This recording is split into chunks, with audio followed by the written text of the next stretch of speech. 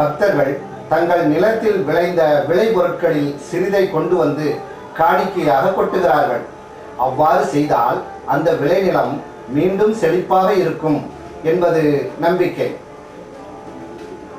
மூலபீடத்தின் வலது பக்கம் மேரி மாதா சொரூபம் அழகாக உள்ளது. இங்கும் மெழுகுவர்த்திகளை பக்தர்கள் ஏற்றி வைக்கிறார்கள். ஆலயத்தின் சுற்றுச்சுவர்களில் 14 சிலுவை பாதை நிலைகளும் ஓவிய சிற்பங்களாக பதிக்கப்பட்டுள்ளன. மூல பீடத்தில் உள்ள புனித அந்தோணியாரை நோக்கி அன்பர்கள் மண்டியிட்டு வழிபடுகிறார்கள். இந்த ஆலயம் எவ்வாறு உருவானது என்பதை இப்போது பார்ப்போம். கிபி 17ஆம் நூற்றாண்டின் மத்திய காலத்தில் சிவகாசிக்கு அருகே உள்ள கிளவிப்பட்டி என்ற கிராமத்தில் இருந்து ராமன் லக்ஷ்மணன் என்ற 2 சகோதரர்கள் பிழைப்பு தேடி இங்கு வந்தனர்.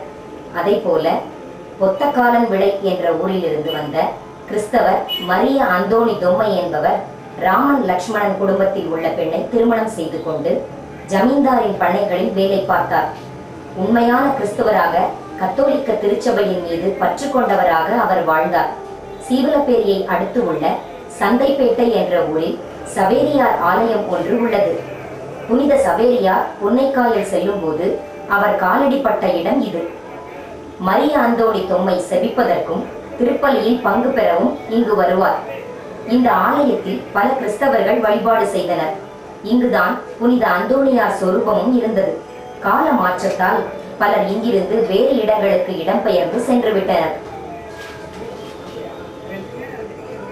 மரிய அந்தோணி தொம்மை தன்னுடைய வாழ்க்கையில் பல துன்பங்கள் அடைந்தாலும் இந்த சவேரியார் ஆலயத்தில் உள்ள அந்தோணியார் சொரூபத்தை தினமும் வழிபாடு செய்து ஜெபம் செய்வார்.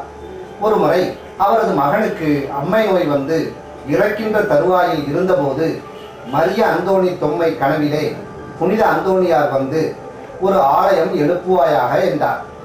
ஜமீன்தார் உதவியால் புளியம்பட்டியில் இப்போது உள்ள இடத்திற்கு வந்து பார்த்தபொழுது ஒரு சங்கு செடி ஒன்று இருந்தது. அதனுடைய இலையிலே சிலுவை அடையாளம் ஒன்றும் அருகே ஒரு தங்கச் சிலுவையும் கிடைத்தது.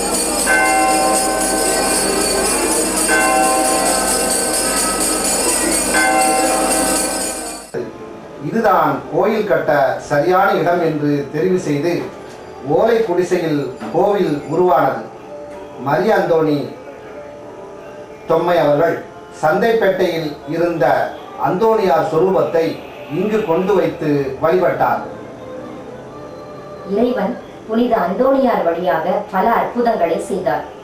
பல புதுமைகள் நடந்தன. பக்தர்கள் கூட்டம் பெருகியது. சமய தலைவர்கள் திருச்சபையினர் புளியம்பட்டியின் மீது தங்கள் கவனத்தை திருப்பினார்கள். 1851இல் கூரை கோவில் மாற்றப்பட்டு செங்கல் கட்டுமான கோவிலாக மாறியது.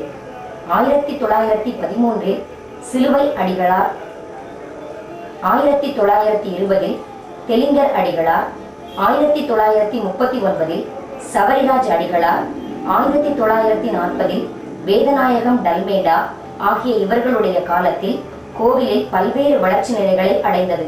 தங்கும் விடுதிகள், குருமார்கள் தங்க இடம் ஆகியவை கட்டப்பட்டன. 1954இல் புளியம்பட்டி தனி பங்காக அறிவிக்கப்பட்டு அப்போது பொறுப்பேற்ற அருள் திரு அருளானந்தம் அடிகளார் அவர்கள் காலத்தில்தான் இக்கோவில் விரிவாக வளர்ந்தது. இன்று வான் தொட நின்று வள்ளலின் புகழ் பாடும் கவின்மிகு ஆலயம் இவரது காலத்தில் தான் கட்டப்பட்டது. 13/6/1961இல் மதுரை பேராயர் வணக்கத்திற்குரிய ஜே.பி. லேவனார்ட் அண்டகை அவர்கள் திருநிலைப்படுத்தப்பட்டு இக்கோயில் திறக்கப்பட்டது. கோடி அற்புதர் புனித அந்தோணியார் வரலாற்றை இப்போது நாம் பார்ப்போம். புனித அந்தோணியார் போர்த்துகல் நாட்டில் லிஸ்பன் நகரில் 1195ஆம் ஆண்டு ஆகஸ்ட் மாதம் 15ஆம் நாள் பிறந்தவர். அவரது வாழ்வும் பணியும் பெரும்பகுதி இத்தாலி நாட்டின் பதுவா என்ற நகரில் அமைந்ததால் பதுவை அந்தோணியார் என்றும் அழைக்கப்படுவார். புனிதருடைய மூல பெயர் பெற்றோர் சூட்டிய பெயர் பெர்னாந்து என்பதாகும். தமது 15வது வயதிலேயே லிஸ்பன் நகருக்கு அருகில் அமைந்திருந்த புனித அகுஸ்தினார் சபை மடத்திலே சேர்ந்தார். அங்கிருந்து கோயிம்பரா என்னும் நகருக்கு சென்று இறையியல் கற்கலானார். தனது 26வது வயதில் அகுஸ்தினார் சபையை விட்டு விலகி அசிசியாரின் சபையில் சேர்ந்தார். அப்போதுதான் பெர்தினாந்து என்னும் தனது இயற்பெயரை துறந்து அந்தோணியார் என்னும் பெயரை சூட்டிக் கொண்டார். 1222ஆம் ஆண்டு போர்லி என்னும் இடத்தில் குரு பட்டம் அளிக்கும் வழிபாடு நிகழ இருந்தது. சுவாமிநாதர் சபை துறவிகளும் அசிசியார் சபை துறவிகளும் பட்டம் பெறும் பட்டியலில் இடம்பெற்றனர். அதில் மறையுரையாற்ற இருந்தவர் அன்று வரவில்லை.